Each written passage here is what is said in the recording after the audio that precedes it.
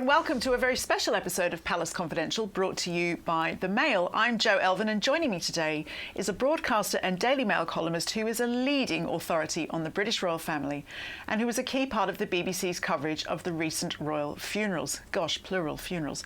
I'm talking, of course, about Robert Hardman, who has written a number of books on the late Queen and has updated his most recent book, Queen of Our Times, The Life of Elizabeth II, 1926 to 2022, for a special commemorative edition. You can click the link below if you want to buy it. So, Robert, welcome to the show. Thanks for being here. Thank you, Jo. You've updated the book to include the sad passing of Her Majesty, the lead up to that, the aftermath.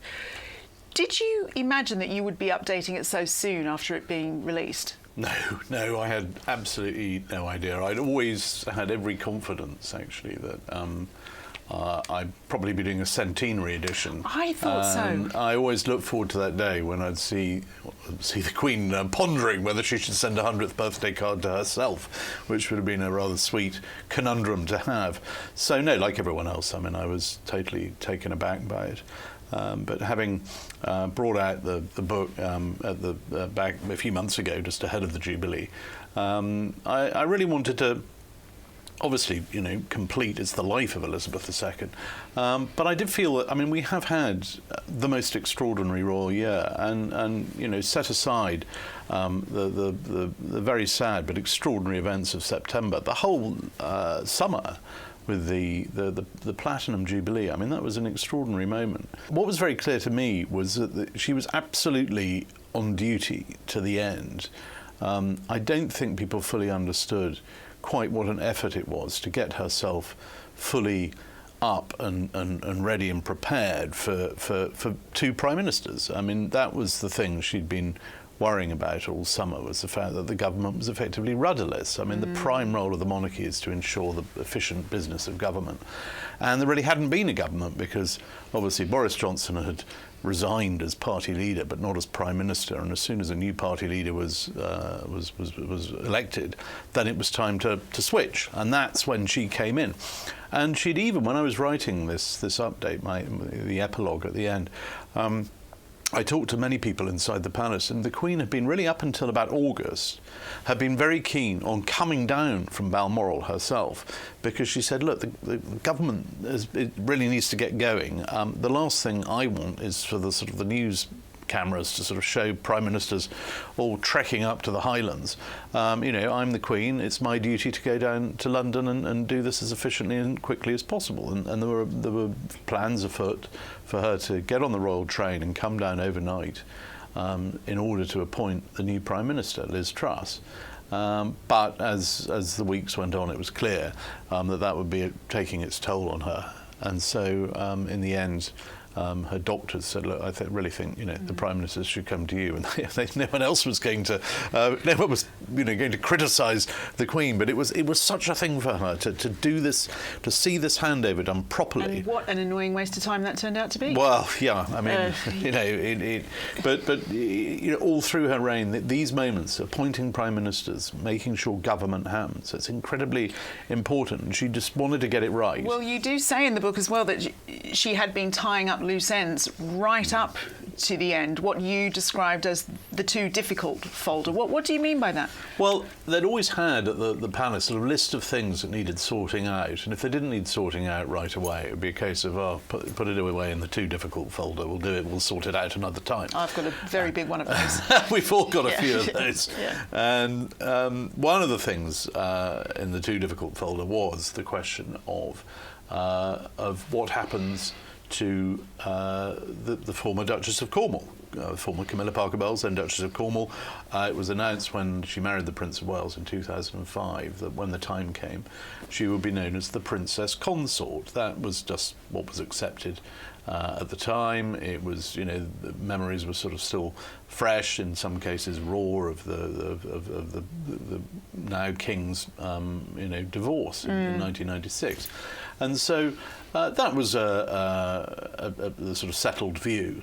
But as time went on, and I think particularly after the death of the Duke of Edinburgh, and everybody reflecting on actually how important it is for a monarch to do the job well, they've really got to have a consort at their side who is, there and happy and confident. And I think, I know the Queen felt, when Charles becomes king, his wife should be queen. Every wife of every king through history has been a queen, so that's as it should be. And so earlier in the year, we saw a very interesting announcement. I don't know if you remember the New Year's honours when the Duchess of Cornwall, as she then was appointed to the Order of the Garter. That was quite unusual for the wife of a royal wife who isn't yet a consort. Right. So that was quite telling. And then on Accession Day, on the actual anniversary of coming to the throne, the Queen put out a statement, and the main point in it was, it's my sincere wish, she said. And when the Queen had a sincere wish, it usually came true. See, that wasn't so difficult, was it? It wasn't too difficult at all. It wasn't at all. and I mean, all that happened was everyone went, well, okay. That seems all right. So did anything surprise you when you were putting together this book? What did you learn? I think what surprised me was the element of surprise, because all the way through, writing through her life, through the whole reign, everything is everything is planned, everything is done carefully. I mean, the Queen always did everything. She was, the fact that she had a great sense of duty. I mean, we all know that, but actually, when you see it time and again, how whatever problem she might have, she might not, be feeling well, or might have, the times might have been really grim, but she still got on with it because that was duty. And suddenly, in the last year of her life, she wasn't turning up to things at the last minute.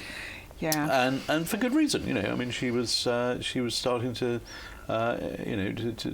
feel unwell, but that coloured all the arrangements for the Jubilee, and all the previous Jubilees have been planned long in advance. They were wonderful. I mean, they're all wonderful events, but this was the first one which had every event for the whole of 2022 had to have a Plan A and a Plan B. Plan A was Queen turns up. Plan B is Queen can't turn up, and all through the last months of her life, these events, whether it was Commonwealth Day or whether it was the memorial service for the Duke of Edinburgh, Plan A and Plan B were side by side. Tell me what it was like for you. You were very much on the ground throughout the period of mourning, constantly on television, one place or another. What did you make of it all? What was it like to be in the thick of that? It was incredibly powerful. I mean, I still now can't quite believe some of the things we saw. I mean, I talked about that element of surprise all through the year. But I was very happily and pleasantly surprised, actually, by the way that everybody just came together. I was expecting there might be, might be elements who, as soon as the Queen died, said, right, well, that's enough of this monarchy show. Time for a referendum, or debating about different aspects of what was going on. It didn't happen at all. I think it was just a huge outpouring of grief, of respect. Along with this great sense of goodwill for the new monarch. I mean, that was very striking. But everywhere I went during those days, mixing with the crowds outside the palace. I went up to Scotland for all those wonderful scenes in Scotland. I mean, people have often said, do you think she wanted to die in Scotland? And who could possibly answer that question? But let's just say that I think talk to anybody who her family or those around her, they certainly think that it was, it worked very well. It was. You always get a sense that a huge part of her heart. She was the most Scottish monarch Yeah. since James I and VI, in terms of her lineage. I mean, through the Queen Mother, she was descended two ways from Robert the Bruce. I mean, she felt when she was in Scotland, she just felt at home. Yeah. And so I think she the way it turned out, and she was the first British monarch to die in Scotland. I mean, all previous British monarchs since the Act of Union have died in England. Wow. So that lent that extraordinary Scottish dimension to those first few days. It was so powerful. Yeah. And she would have loved that. Absolutely loved it. That's wonderful. But now you do write, obviously, about the many familial challenges that she faced in the months before her death. We'll get through a lot of them, but let's start with that incident with Prince Andrew speaking to the cameras about the nation's grandfather in the wake of Prince Philip's death. How do you think she felt about that? How do you think she handled it? Oh, I mean, I think, in the wake of the Duke of Edinburgh's death, I think it was entirely right and expected that all the children would have their chance to pay tribute. There was controversy, though, wasn't there, in that some people felt like he was using it as I think, a rehabilitative moment. Yes, no, I mean, clearly he's a divisive figure, and whatever he does, I think people will question his motives. But I think in the aftermath of his father's death, it was entirely appropriate that he should, he, like everybody else, should say a few words. And then, of course, we had earlier this year the memorial service for the Duke. There was some surprise when he ended up escorting the Queen to that service. I mean, no one was going to object to him being there. It had all been sorted out. I mean, if you look at the order of service, last time I looked online, it's still there with him arriving in the sort of correct line of precedence at the Great West Door with everybody else. So that was very much a last-minute change after everything had gone to print, that he decided... he I think effectively asked to be allowed to escort the Queen, which I mean on the day of the Duke's memorial service, if that's what the Queen wants, that's what the Queen should have. I mean, no one was going to stand in the way of that, but it inevitably meant that the focus of the day wasn't entirely on the Duke of Edinburgh. A lot of it was on the Duke of York. Well, as you were saying in the book, it caused a lot of people to roll their eyes in the palace. But is that code for perhaps stronger sentiment and language? I think a lot of people in the palace would have much preferred the Duke of York to stick to the plan, and the fact that he rearranged the plan. Well, but I think everyone just took the view. The more sort of people get wound up about this or try and stop it, the more that becomes the story. So. And actually, on the day, as we all saw, the Queen didn't really need a lot of helping or supporting. She walked very confidently into the Abbey. They'd shortened the route, so rather than coming down the full length from the West Door, she came in through Poets' Corner, which made total sense. But she was absolutely determined to be at that. And then not long after that, she then wasn't there at Easter, at Maundy, Royal Maundy, an event that she's always loved. So again, we got worried about that. But then soon after that, there she was at the Windsor Horse Show. Wonderful evening in the park at Windsor. And it was, I remember I was there. It was a fairly chilly evening. It was raining. And she turned up in the evening and took her seat, and I was actually sitting in the grandstand a little behind her, and we were sort of told by the organisers, look, if the Queen gets up to leave, please don't all sort of stand up and make a sort of big scene. If she leaves, she wants to leave quietly. So we all carried on, and she just sat there throughout. She loved Amazing. it. Stayed all the way through, and at the end did a sort of lap of honours. So I thought after that, the Jubilee's looking all right. Now, here we go with everyone's favourite subject, Prince Harry. There were so many things to deal with, weren't there? There was the will they, won't they element of them coming to the country, them actually coincidentally being here when she passed, to the court case over whether or not he could have royal protection, naming his daughter Lilibet, whether or not he had permission is sort of slightly unclear, the Netflix crew. Endless list. How do you think she dealt with all that? How do you think she felt about it all? I think with Harry, there was always a great sense, right to the end. She adored Harry. Harry adored her. He could sort of, not quite do no wrong, but I mean, he was still very much loved, and he had a sort of a direct line of communication to her. I mean, clearly, she must have been sort of exasperated by a lot of the things going on. But I think, in a sense, I think Andrew, the Duke of York, was the greater worry because, Harry's got his life ahead of him. He's fine. He's happy. He's got a wife and young family, and he has options. And I think her concern was that the Duke of York didn't have options. Do you think that she was, we talked about that too difficult folder, just sort of like palm all that off to Charles for him to deal with when it comes to Andrew? I think with Andrew there was no kind of short-term solution. I mean, I think yes. I mean that remains in the sort of too difficult folder, if you like. But with Harry, when he came, she was very keen to see him.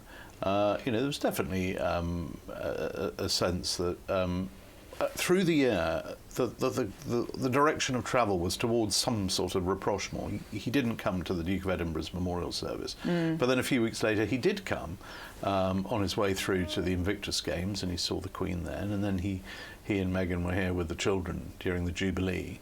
And so gradually through the year we were seeing things thawing. I mean, we weren't seeing a sort of, complete, any sort of a reunion, but very much the general path of the sort of Harry's relationship with the rest of the family seemed to be converging towards some sort of reconciliation. I think she would have found that comforting. She would have liked that. But what do you think about, there were the eye-raising comments from Harry about making sure the Queen has the right people around her. I'm here to protect her, and there are things that only we can talk about. But she was, notoriously loyal to her staff. How do you think she handled that situation? I think, as with all these things, she was quite, she could understand, Harry's situation. I always think with the Queen, it's always worth remembering she's always had this understanding. You could call it a soft spot, but I'd certainly say it's an empathy with number two child in every case. Her father was a younger son, and that brought with it its own problems. She was always very indulgent towards Princess Margaret when others weren't, because she always remembered, for her, she was the number two. She had to. It was different for her, and it's the same with Prince Andrew. It's the same with Harry. They're constantly, they're born into this sort of supporting role, quote unquote spare. Yes, I mean, you've got your heirs and your spares, and she's always had a very, her faith, as I keep writing through the book, is incredibly important. She's very forgiving all through her life. She was prepared to see the best in everybody and hope for the best. And so I think, with Harry, with Andrew, as with her sister, she could understand that, yes, to the outside world, it might look as though they've got this wonderful world of privilege, which they do, clearly. But it comes with a whole set of conflicts and family dynamics that are put a lot of stress on those who are gradually, if you like, moving away from the centre. One line is going onwards and ever upwards, and the other one is sort of gradually being parked. What do you think, or do you think rather, that over the decades she changed the way she managed and handled those stresses and strains, particularly with the family dynamic? I think certainly we've seen in more recent years. A very good example was the way she handled the whole Mexit saga. In previous years, the tendency within the palace was to sort of just everybody calm down, it'll go away sometime soon, we hope. If we stop looking at it will disappear. And so things sort of lingered, and they didn't go away. And so, for example, the separation of the Prince and Princess of Wales, which was announced in 1992, it wasn't actually until 1995, after the Panorama interview, that the Queen finally said, right, look, enough's enough. I think you two really have got to get divorced now. This can't carry on. But she was, she wanted to see if she could make it work. Whereas with the Sussexes, I think right away the decision was taken, being half in, half out, semi-royal.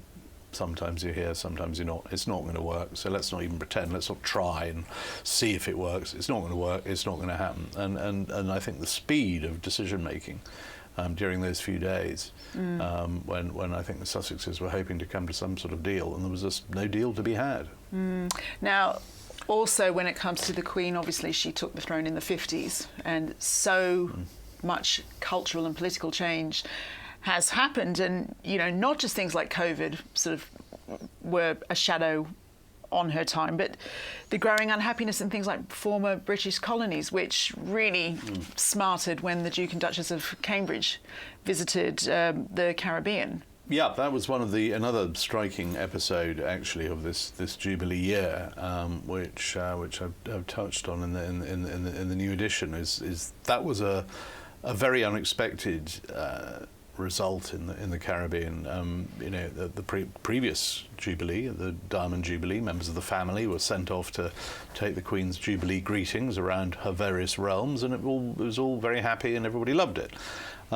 This time around, it was the Cambridges, as they still were then, William and Kate, who sort of led the charge to the Caribbean, and I think they had expected it to be a very happy tour, and that with a strong, well, not routine because it's a Jubilee and they're there on behalf of the Queen. It was going to be special, but they certainly wanted to have a strong environmental element to it. I think they expected the big sort of moment, if you like, was when they went on the first underwater royal engagement, with accompanied by a crew who were going to sort of film, the heir to the thrones and the Duchess of Cambridge swimming with sharks, which a few years ago, I mean, that would have been the big story. But actually, the threat wasn't underwater. Forget the sharks. The threat was on dry land. Yeah. Because it was partly that we hadn't had a big royal tour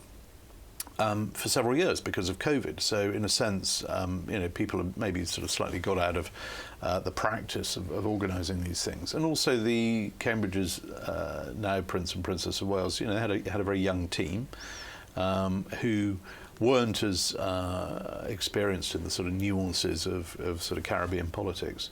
And a lot had happened since the last big tour of the Caribbean. You'd had the Black Lives Matter movement, you had the whole Windrush scandal here, yes, entirely generated by the ineptitude of the Home Office and the British government, nothing to do with the palace at all.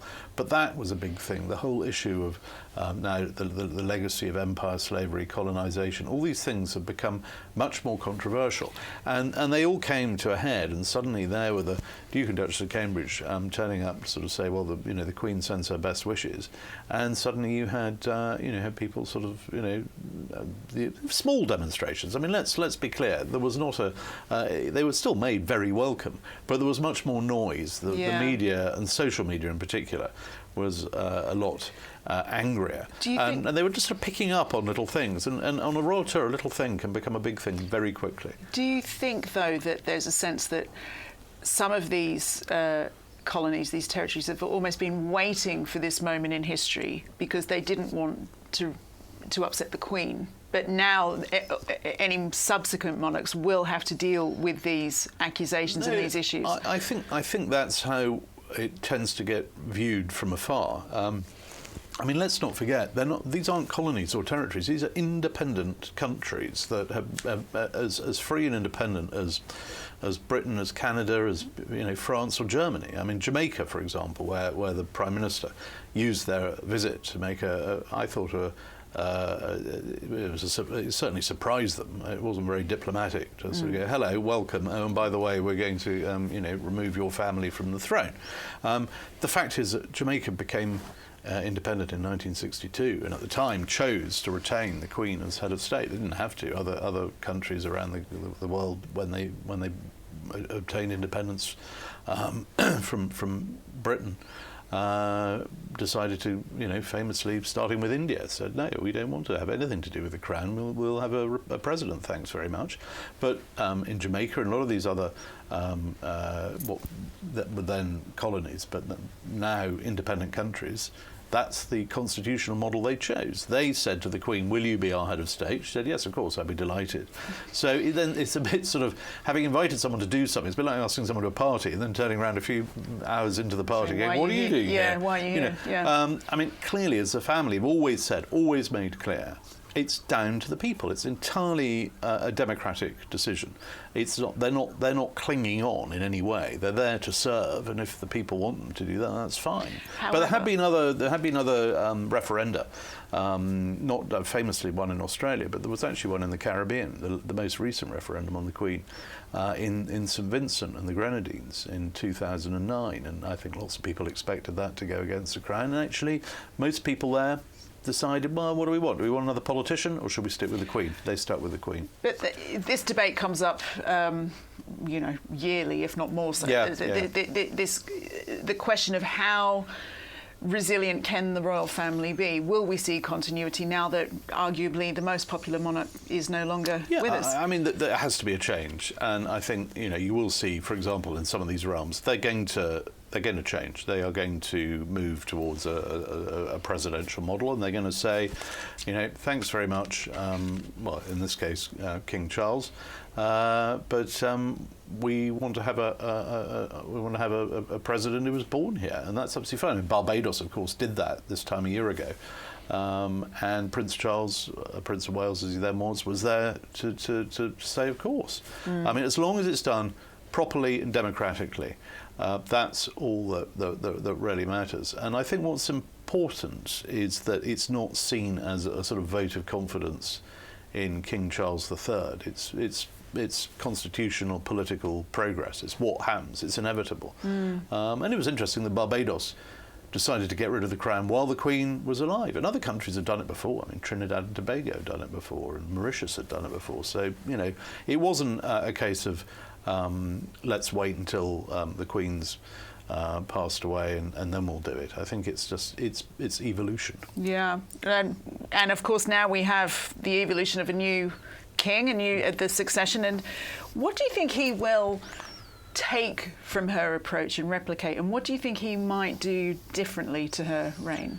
Well, I think we've already seen a sort of a slightly more transparent approach to events. So, for example, the Accession Council, just after the death of the Queen, there's a moment that the King is proclaimed king by the Privy Council, and the great and the good. That was on TV. That was unthinkable. I mean, there are very few actual photographs of Privy Council meetings, let alone moving image footage. It's just so long ago. That's the thing. Things move so fast. But yeah. I think every monarch does things differently. Every monarch does things the same. It's always the way that it's evolved. I mean, I think the coronation will be the real test of that. I think we will see changes. I think the core framework of the ceremony will be exactly as it has been for over 1,000 years. But we'll just see we'll see different touches. We'll see much less of the hereditary element, if you like. We'll see a lot more of younger people, a bigger sort of spread, demographic spread. I think that's inevitable. But we might not have to wait for the accession to see a little hint of tradition tweaks. If I'm thinking about Christmas at Sandringham, which is just so Queen Elizabeth. Yeah. Do you think that will continue, or was that just really much more of her thing and Charles will do things differently? I think at heart, the King is he is a traditionalist. I mean, he's got lots of new ideas. Famously, always has had. He's sort of always questing. He's always thinking, reading, looking ahead. But at the same time, he holds great store in traditions that work, and I don't think he'll want to tamper too much with Christmas. I would still very much expect to see him on the airwaves at 3 p.m. I don't think he'll be moving the time or doing it differently. It's going to be. I think actually for people, aside from the day when they get their first banknote and she's not there anymore, but people don't really use money anymore because we're all contactless. Stamps. We use stamps. Well, we don't even use them because we do emails, and also the post office. The post is so slow that I mean, anyway. But I think one of the things that really will bring it home to people, and I think it will be very poignant actually. I really will. 3 p.m. Christmas Day, turn on the telly, and it's not her.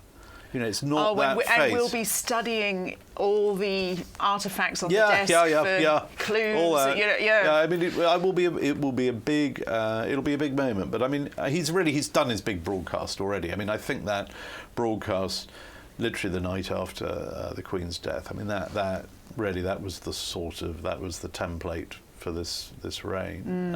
And he's ready. People were always saying, what sort of king's he going to be? What's he going to be like? And the reason we were always asking that question was because we didn't know, was because he regarded it as very inappropriate to be discussing his reign while his mother was alive. So he didn't. He was just doing the decent thing, which is why we were always speculating. But of course, in the same way that she was the longest reigning monarch we've ever had, he was the longest serving heir to the throne we've ever had. So he had a lot of time to think about it, a lot of thought given. And we're seeing that now. What do you think we'll see in general with the change of the properties? Well, I mean, the properties are certainly, in a state of flux, because you've got, if you like, all the old Prince Charles properties and all the monarch ones as well. And when you think that, there's Birkhall and Balmoral up in Scotland, he's got Highgrove, which has very much been his country base all these years. But I think we're going to see him spend a lot more time at Windsor. I think that's going to be one of the big changes. And I thought it was very telling that the King has just appointed himself as Ranger of Windsor Great Park. We were talking about that on the show the other day, yes. Yeah, well, I mean, that's a very ancient position, going back to the Normans, and it was held longer than anyone in its entire history by Prince Philip. And I spent a wonderful day with him a few years ago. We were making a programme about Windsor and wanted to devote a whole episode to the park and the Ranger. And I got in a car with him, and we just drove around the park for a day. And I mean, you couldn't ask for a guide on a guided tour. And he was such fun. It sounds so cool being a ranger. What does a ranger do? Well, it does, doesn't it? I mean, it sounds, you sort of have a uniform and you're sort of putting American. Out fires. Yeah. No, it's this ancient title. It's been held by men and women over the years, and sometimes it's the monarch. I mean, the Queen's father, George VI, he enjoyed being the Ranger of the Great Park. But I think it's perfect for the King, because now, the Duchy of Cornwall, that's obviously passed on to onto the new Prince of Wales, and keeping an eye on Balmoral and Sandringham. I mean, those are private estates, and they kind of run themselves pretty well. But Windsor Great Park, it has a great deal of history, and it's something that I mean, the Duke of Edinburgh loved. Bringing his own ideas to bear on it. I mean, if there's a corner of the park which the public don't go to, where he planted a vineyard not so long ago, and it now makes sparkling white wine that is so good that they serve it at state banquets instead of champagne when they do the toasts, and they make a small amount of it each year. It's on sale in public, and it gets snapped up very quickly. He's opened a farm shop there. I'm sure Prince Charles will take a great interest in the farm shop. I suspect not all the estate is organic at the moment, but I imagine that might now change. Yes, I suspect so. I think that's going to come about. And in fact, I imagine, obviously, naturally, the King's role will be shorter than his mother's. Do you think that is spurring in him any sort of impatience to make his mark and get things done? I think he's always, from when he was a young man, realised that most of his life was going to be shaped by his time as Prince of Wales, and so he was never complacent. I mean, all previous princes of Wales just sort of sat around waiting for the top job, and often got into trouble as a result. I mean, the King, during his half a century as Prince of Wales, I mean, he was constantly on the go, constantly full of ideas, and I think that sort of same energy he's bringing to the role now. I don't think there's any sense of him sort of sitting back and thinking, well, I'm king now. I think he's got he just has to channel his energies in different directions, and we're going to see that very soon. There's going to be the first state visit of the reign coming up to the President of South Africa, and let's not forget he's just become head of the Commonwealth as well, so there's a lot to do there. He seems in taking on the job of Ranger of the Great Park. I think it's also a sign that he's a workaholic. Well, that's good news, because he's obviously as well inherited the too difficult folder. Yes. And what do you think's in there for him, top of the pile? Well, I think the same folder that starts with A. I think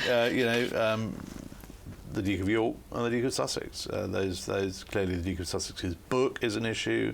The Sussex's Duke and Duchess of Sussex's film with Netflix.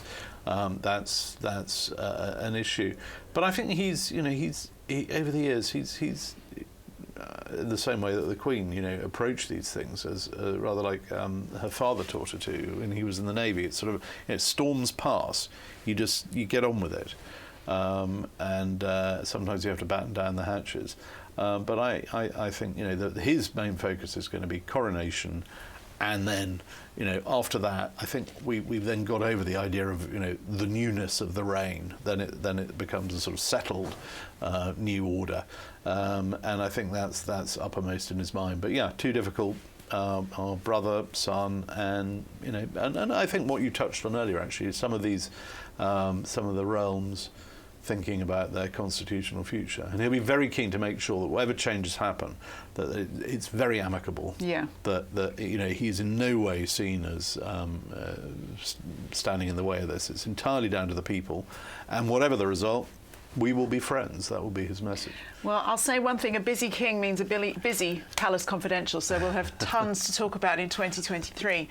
That's all we have time for now, though. A reminder that a new commemorative edition of Robert's book, Queen of Our Times, The Life of Elizabeth II, 1926 to 2022, is out now. If you want to buy it, you can click the link below.